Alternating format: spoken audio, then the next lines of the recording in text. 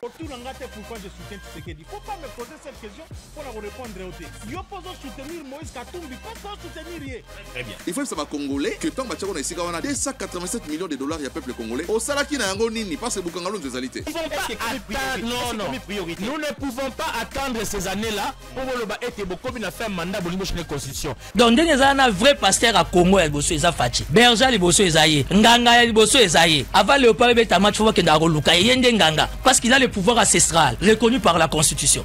Échec Yandeko Bumba na ville à Kinshasa, échec d'IDPS. Bon lundi, amis téléspectateurs, habituellement sur la Congo Télévision, tout petit nombre de partout. Vous avez l'édition spéciale, amis téléspectateurs. Je vous dis souvent que moi sur la Congo Télévision, la Bino, de chaque jour, c'est de l'actualité d'une manière assez détaillée, amis téléspectateurs. Donc, là, vraiment, actualité de l'air avec notre invité, écoutant la Bisso Lelo. Bonjour, bonsoir, les autres dépendants de ma compatriote congolais, sont de partout dans le monde, parce que moi sur la Congo, les autres comme à la frontière, nous sommes au monde entier, amis téléspectateurs. Une fois de plus, merci na confiance, merci na fidélité. Bozali na copé sanabiso, Léo Nazali na Mogote, Nazali na messieurs Patrick Kazadi, Wazali communicateur privé chef de l'État, Torosolana et moi Mokié. Namé Matali, question de l'heure, amis téléspectateurs, dossier à justice, dossier à discours bidon raté, Joseph Kabila Kabange, Torosola dossier à Balion, et bien les Babengi Ango, Ezalaki sabotage immense, Basaki Bongo na niveau ya Lubumbashi, précisément na Katanga, amis téléspectateurs, Torosola autour de cette émission. Torobet à moi, il y a 12e conférence de gouverneurs organisée cette fois-ci dans le Lolaba, province à Cobalt, et pas à maman Fifi Masuka Saini, Torosola moi moqué, Namae Matali, direction provinciale.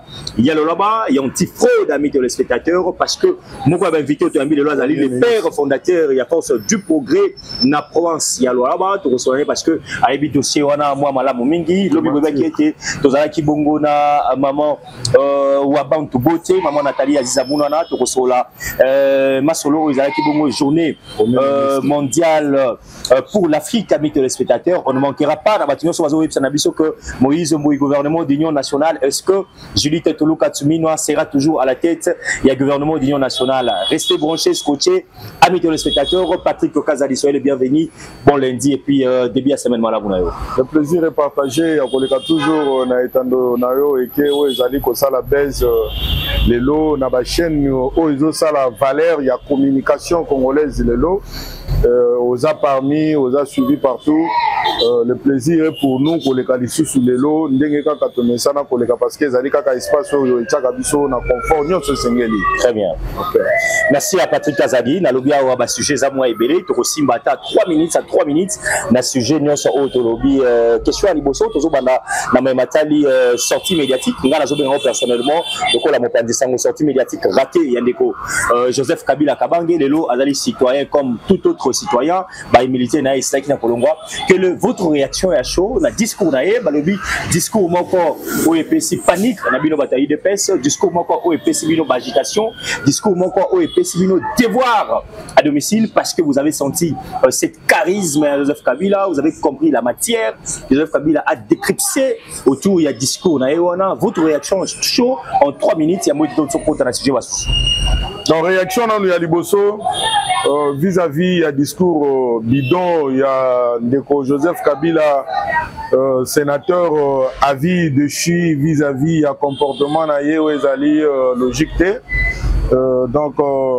donc Kenena, nous allons pour remercier tout d'abord le président du Sénat, Ndeko Sama Lukonde Kenge, qui a démontré mon Kilimobimba, ce que l'on appelle la démocratie libre choix, libre parole.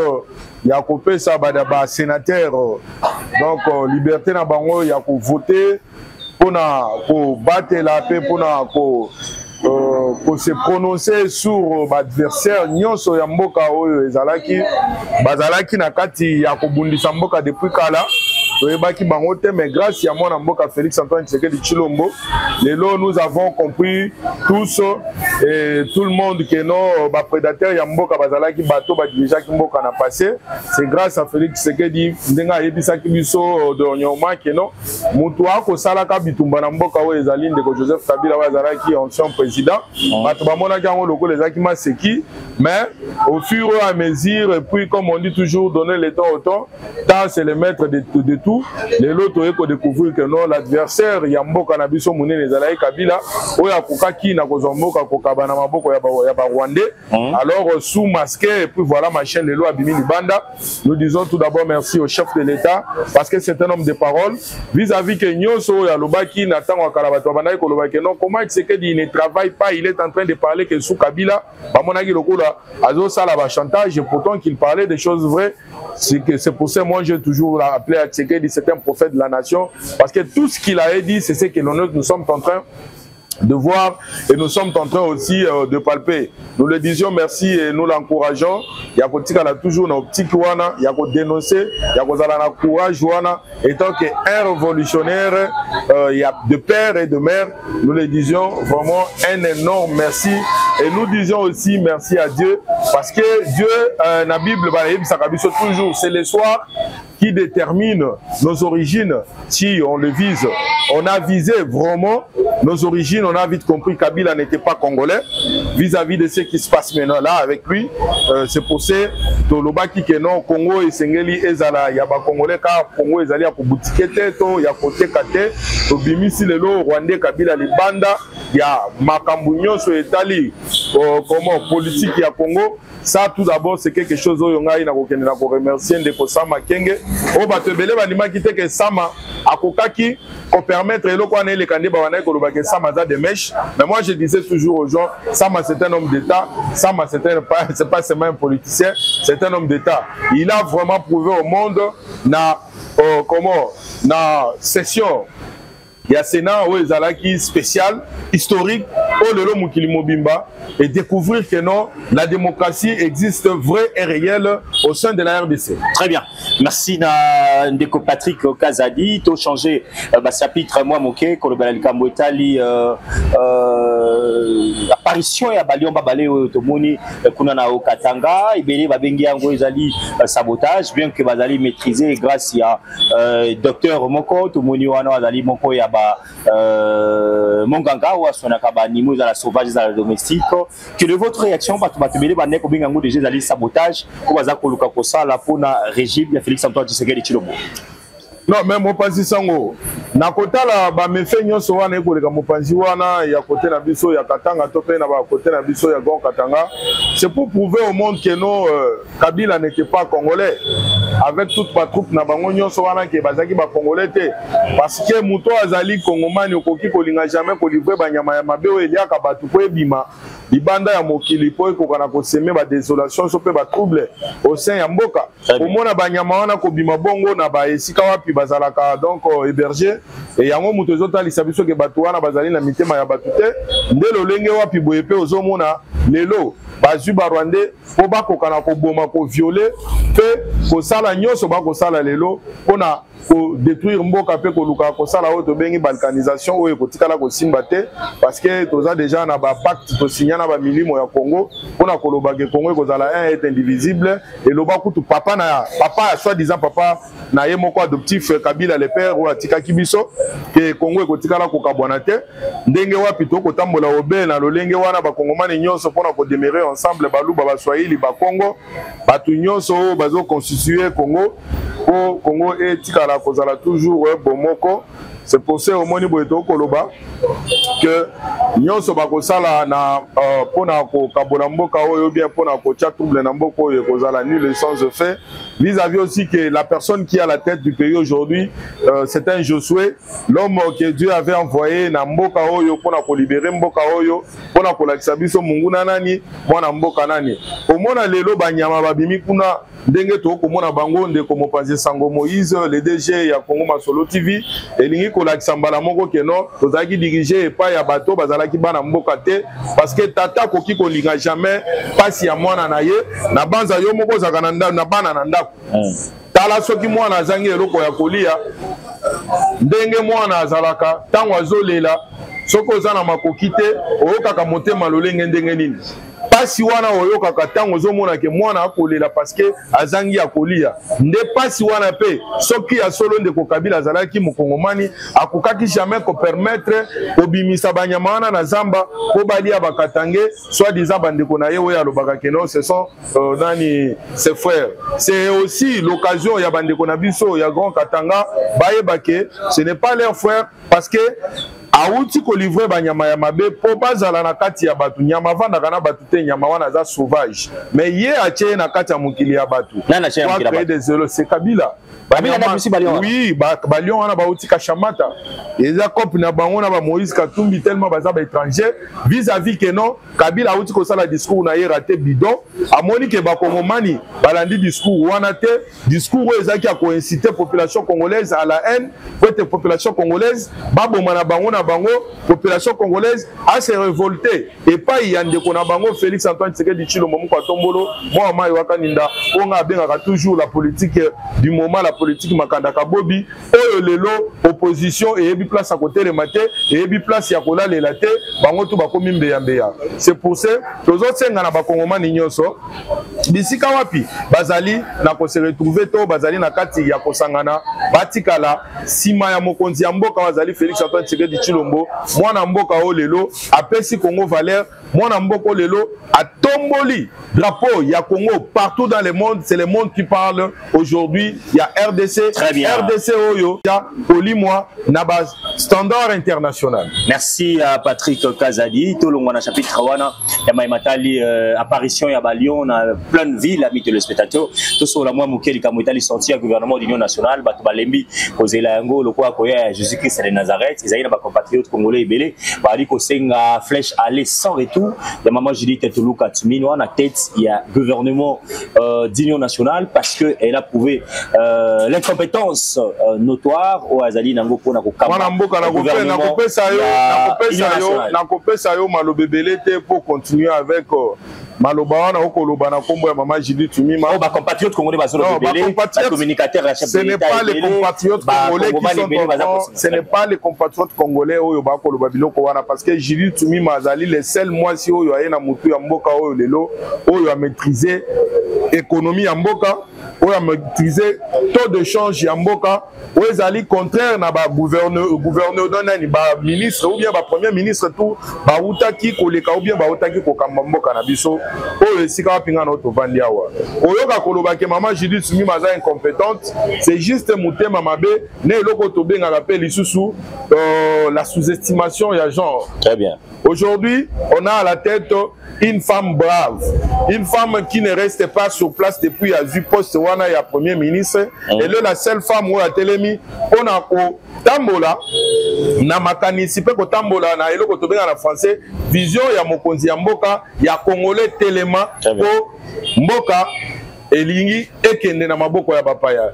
Judith aujourd'hui a fait le tour ya Congo mobimba pona kobelela pe pona kopesa bayimboka courage pona koyebisa bango ke mboka ebatela makana maloba te mboka ebatela makana na bapaya te bayeba ko batela mboka ezali bakolo mboka parce que za na adage moko congolais lobaka ke soki mboka na mabele ezobela eloko ya liboso soki mwana azobela na mabele ezobela eloko ya liboso babatela kaya yambo ou bien basovaka yambo ezali mabele po mabele soki mwana kufi lelo okokunda yango esika wana mabele lelo soki oloni nkona na mabele soki mwana azobela okobuka matembele okobuka pondu okobuka ndunda lokola mabele na biso ezalaka fertile okoki koteka yango okei na onani ozumi solo okei na hôpital mwana sali nini abiki nde musala wapi Judith Tumima atikali kosala moment oye atikalaki kozwa bokonzi na place wana azali mais koyoka ke Judith Tumima aza incompétente il faut que des flèches sans retour cela veut dire ezali mutema mabe. C'est pour ça je profite aussi pour l'occasion pour na koyebisa bandeko na biso la femme n'est pas un animal. Moi si azali pe mutu akoki pe kosala likambo pe ememi mboka liboso. Toza na histoire passée il y a Jeanne d'Arc c'est pas un homme c'est une femme elle a libéré son pays. Dans la histoire, il y a Batoyo, va créer un programme informaticien. C'est une femme qui a fait cette calcul-là ou bien qui a créé cette calcul-là pour te lelo, va fuser matalikolo, pour te bengi algorithme, topé aboulem. Vous voyez, c'est une femme. Cela veut dire, totika politique, il y a discrimination. Lorsque quelque chose est bien, il faut tout le bas et ça bien. J'ai dit, tu m'as lelo, à tel $. Dollar, ils ont matate, ils ont quitté, conformément à la vie conjoncturelle. Cela veut dire, nous devrions la donner de la chance pour être parce qu'elle a prouvé de quoi elle était capable et de quoi elle est capable. Parce que pour le moment, quand je suis en train de vous parler, mon président Sango, DG à Congo Masolo TV, très bien.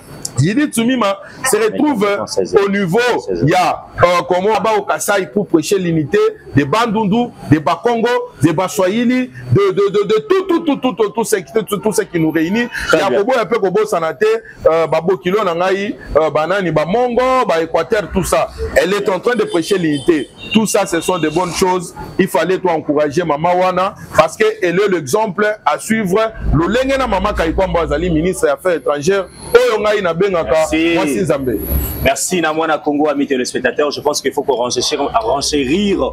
J'allais dire, moi, mon Kenao n'est pas avec par rapport il y a ces jours où maman je dis que Luka Tumino avec Alex Sabongo na Kassai central, amis téléspectateurs, à ABC, la bana bon soit Kassai. Boyoka maman je dis que Luka Tumino.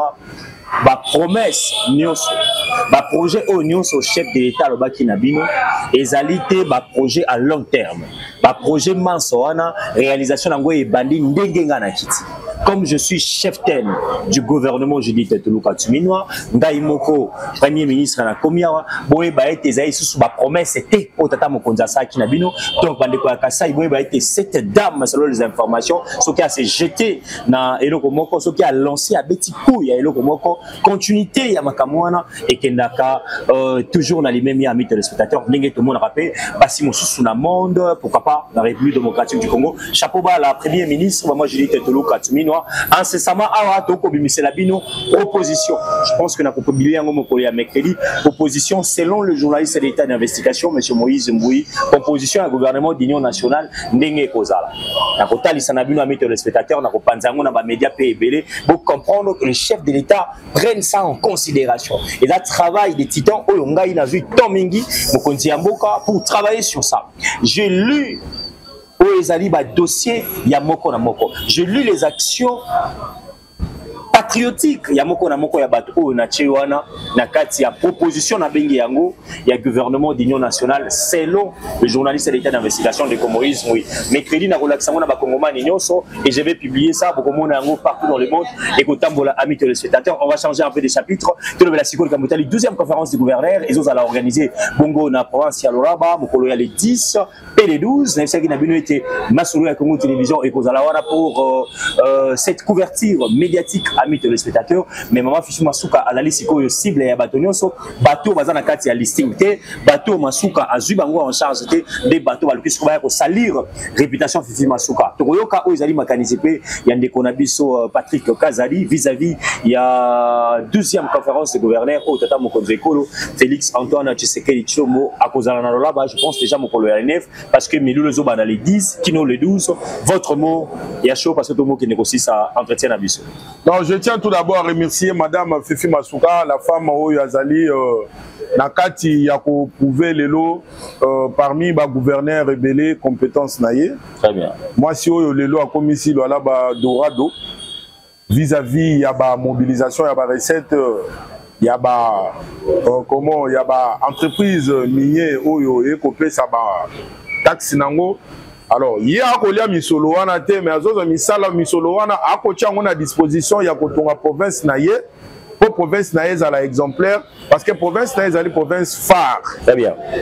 Nakati il y a gouvernement ou bien nakati il y a RDC. Très bien. Alors voir ce que cette dame l'a fait aujourd'hui, pour moi, je peux juste dire que madame Fifi Masuka, c'est une femme qu'il faut laisser faire parce qu'elle est en train de le faire bien. j'ai toujours dit, ce qui est bon, il faut toujours l'admirer et il faut toujours encourager pour être ekoka na kokoba ou bien ekoka na kokuba ko salema lolenge et ko salema. Fifi Masuka elle est l'exemple ba gouverneur ebele lelo. Je pense pas que ça na gouverneur moko ko betelanga li solo, il y a misala o yazo sala na fief na ye ko le ka Fifi azate. Jusque là Azaye moko jusque là. Vous n'allez pas comparer. Quelle province vous allez comparer avec province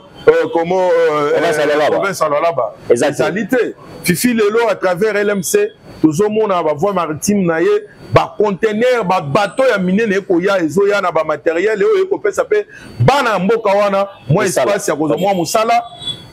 Ndenge bako bikisa mabota na bango ezali grâce à volonté de voulu lelo Fifi azotonga biloko na ko sala publicité na ngwa te. Je pense que mon panzisa autant to kozala sur place na Lualaba, vous allez vous-même kozwa image pona kolakisa mokili mobimba musala nini Fifi akosala ezali na ko matérialiser vision ya Allemagne d'Afrique oyo mokonzi mboka atikalaki na ko décréter na discours na ye. Cela veut dire c'est une femme brave. Oyo sengeli to soutenir ye, oyo sengeli to linga ye, oyo sengeli to sambela pona ye, azala na bomoi, azala na makasi, nzamba ba excelle sur intelligence, pote akoka na kozala na volonté akoboya kozala misolo ya l'état ko tshana mabenga, pona ko s'enrichir, ye na libota na ye, mais pona ko salela mboka, mboka ezala quand même kitalatala ndenge to komona lelo bapon e ko tonga mana Lualaba lokola bazo ko inventer yango ya ko inventer et pourtant que ezali construction normale to komona on a banza yo ko talaki yango lisala mama na ko sala ba école kutoloba te administration ba bâtiment ya l'état auto bengi assemblée provinciale ya Sika Fifi atongela atonga ndaku esika pi chef de l'état esengeli avanda ya kitoko na Lualaba o esalemi na ba province mususu te. Cela veut dire c'est une femme qu'on doit vraiment soutenir et pour aussi cochiter na dossier à Fifi koyebisa bato nyonso bazoluka kolongo ya Fifi eza lokola kobundisa vision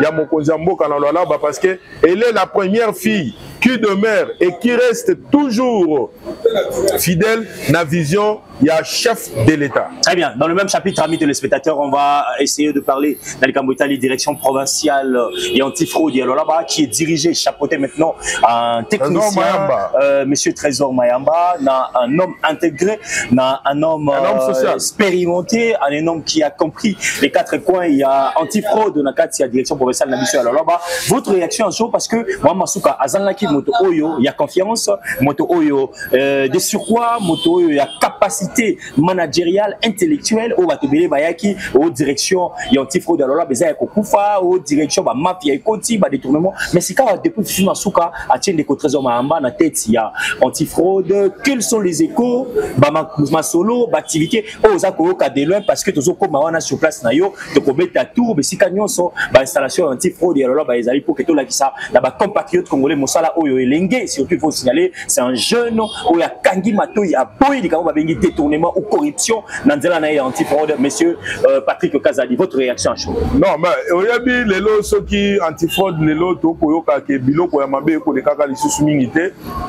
Ezali parce que na mutu ya antifraude batie moi na mboka wa Azali Trésor Mayamba, l'homme intègre, l'homme sincère, l'homme de vérité et l'homme dynamique. Il y a Mama Fifi ou bien il y a province, il y a Lualaba. Très bien. C'est Azali jeune moko on a ébi personnellement sa manière de faire, sa façon de réfléchir.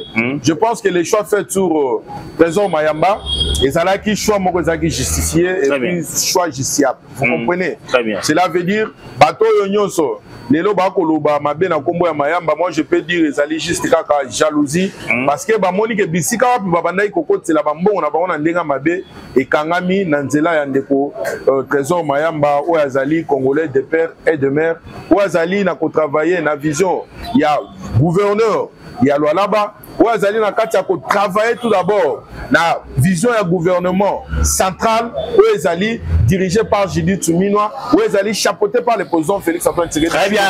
Pour moi, je perds parce que les lots qui antifraude, en tout cas sérénité et coma, sérieux et quota, n'a pas encouragé à continuer toujours na optique wana au sein à peine à maman Fifi Masuka. Très bien. Azala toujours naïe na mutema pe azala na na makanisi parce que bangonde bato oyo wapi bazo matérialiser vision ya mokonza mboka conformément na oyo to sololaka na ba conseil oyo to pesanaka tango mwana mboka ayaka na kisasa wa ndenge to ebisaka toujours mon frère tu es encore jeune tu dois demeurer toujours dans la vision du chef de l'État parce que c'est nous qui vont diriger ce pays demain. On ne sait pas ce que l'avenir nous réserve, tu dois être exemplaire et ça va faire de nous aussi de grands vis-à-vis que toi tu es dans la place auquel tu es. Ça n'est fini, amis téléspectateurs, il ne reste que 2 petites minutes. Moi, Mouké, Likambo Etali, journée pour l'Afrique, journée mondiale pour l'Afrique, ils allaient célébrer mon colonia lobby dimanche 25 mai à Wana Kinshasa, précisément dans le stade de Tata Raphaël. Moïse Mouy, témoin au killer et activité mana. J'étais accompagné avec le communicateur privé à Tata Moko Djekolo. Comme on a ambassadeur Nyonso, il y a un pays accrédité à Wana Eko, le Congo démocratique, Kozala Bongo, ensemble, dans l'activité au ministère des Affaires sociales, Action humanitaire, ils allaient chapeauter Nathalie Azizamouna en collaboration avec l'ambassadeur Wana organisé qui a justement pour accompagner ça dans accompagnement du gouvernement national, il y a des victimes, il y a des pluies diluviennes, il y a des inondations, et ça là qui il y a les 4 et les 5. Quelle est votre réaction pour la maman sous la pluie? Cette dame s'est permis, il y a pour repousser à ta air et activité, pour respecter planning, timing, il y a air, activité bandaki na 10h, 11h déjà 30 pour vider qui salwana et puis ba sinistré ne bazaki na sengo ya kongo na maman ala kaka bango aye les sous na ba fourniture scolaire na ba vivre na koli mobimba oyo le président Tshisekedi na gouvernement na batina yi pona bande kona biso wana 2 minutes aso to kabona nayo na otaki koloba na yo na émission to salaki mokolo otaki koleka keno lorsque juste azali élevé na mutu ya mboka makambuto ezalaka toujours bien. Très bien. Toza na esengo makasi ya kozala na mama lokola Aziza Mounana oyo azali ministre ya Affaires sociales. Très bien. Oyo azali vraiment pour définir musala na ye. Elle définit son travail. Très bien. Elle n'est pas là pour toucher là où ça ne le regarde pas. Là où elle est appelée à faire fonctionner son travail, elle est là. Très bien. Alors, naba optique ya bongo komona maman musala ko sala pona ngai je peux ka féliciter parce que la première fois ezali juste koluka koloba na ye que maman continue ko sala bongo parce que musala no ezali ya kozala toujours tout près ya ba sinistré tout près ya bato bazali frustré la victime ba déplacer les guerres ezali tout près ya ba victime maman zamba pambola yo et puis to ko senga o continuer na mission na yo parce que yo ozaki na mandat te pona ngana lobaka na musala osalaka ozana mission te. Très bien. Ozana mandat mission. Très bien. Ça mission na yo ezali ya ko soutenir Félix Antoine Tshisekedi Tshilombo na vision na ye. Alors ndenge ko tambola na kati ya vision ya mokonza mboka en tout cas maman soutien total Ozana ngwe pa na biso na yebi ndenge na ko définir yango te. Vous êtes soutenu par le peuple congolais et plus précisément aussi par tout le combattant de l'IDPS et de la force du progrès et celle aussi de la communication privée du chef de l'État. Nous sommes derrière vous parce que vous définissez votre fonction comme il se doit. Ozo simba, ozo tikate, osimbi kuno tikite, tu es resté dans tes obligations et dans tes droits. Et on va penser que pour ça là, yango na ko remercier yo et puis na ko féliciter yo na ba action outaki ko sala lobby esika pitozalaki na Tata Raphaël et longo na mona mboka DG ya Masolo TV au toujours à soutenir Kayo. On a vu tout ce que tu as fait appeler tous les ambassadeurs, il y a ba pays africains, il y a monde entier. On était même avec madame Bintou Keita au tozuku to pose dona moi photo na ye. Très bien. Solo lipe na ye par rapport ya ko senga toujours à soutenir gouvernement na biso, à soutenir le chef de l'État parce qu'elle est africaine comme nous. Le problème qui est aujourd'hui chez nous, ce n'est pas un problème du Congo, mais c'est le problème de l'Afrique. L'Afrique, c'est un revolver sous lequel la gâchette se trouve na RDC. Cela veut dire ce qui est le Congo est une solution.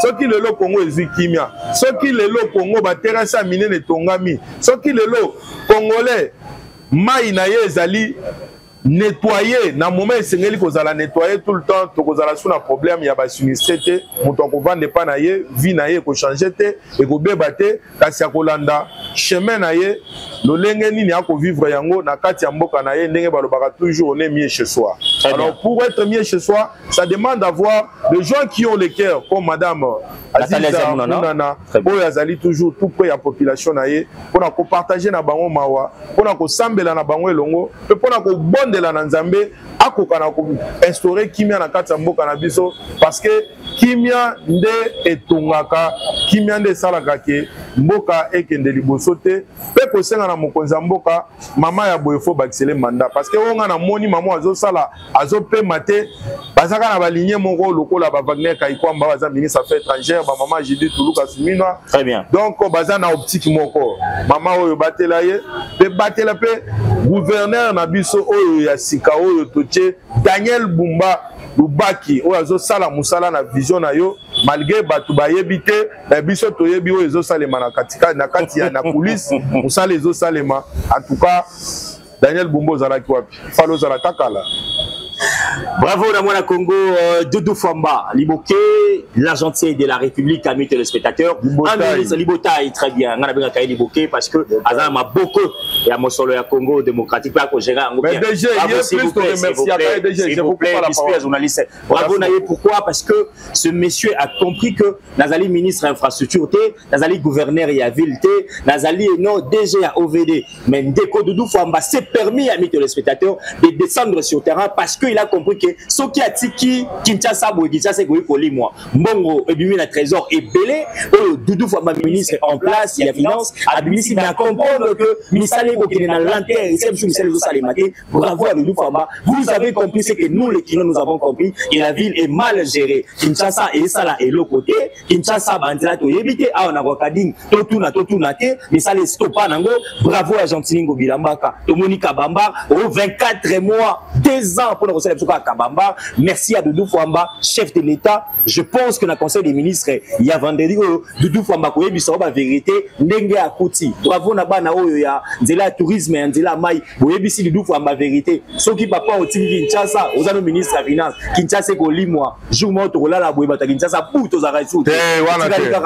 Merci à Ndeko Gentini Doudou Famba. Demain s'il vous plaît, on fait ça en 30 secondes. Merci à Ndeko Gentini Gobilambaka. C'est ça être merci à Daniel Bumba. Gentiningo Bilambaka nous a fait. Merci à Daniel Bumba parce que tu es un bon gouverneur. Depuis que tu es là, il y a la construction de routes qui se construit partout dans des avenirs.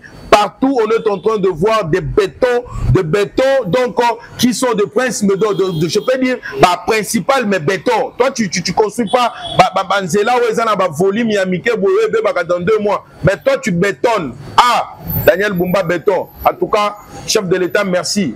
On a Daniel Bumba béton parce que les autres, qui chassent les autres, on a Mamokondi, Bako Saote, Bato Yonyo Sozo Mona Bako Yakolo Bagamabe, Daniel Bumba, Eza Bato Yongobila, Kotindaka, Kopesaka Misolo Naye, Pobayaka Kolo Mabe, Bumba, mais Bisobana Nayo, Tozomona Musala Bumba, Zosala. Tovana na commune à Kishasa, va venir les autres, on a Manakati à venir à Kishasa, va bétonner les va venir. C'est pour ça que moi, on a Kobele la Lelo, Ngobila, non pas Ngobila, Daniel Bumba, c'est Daniel Béton.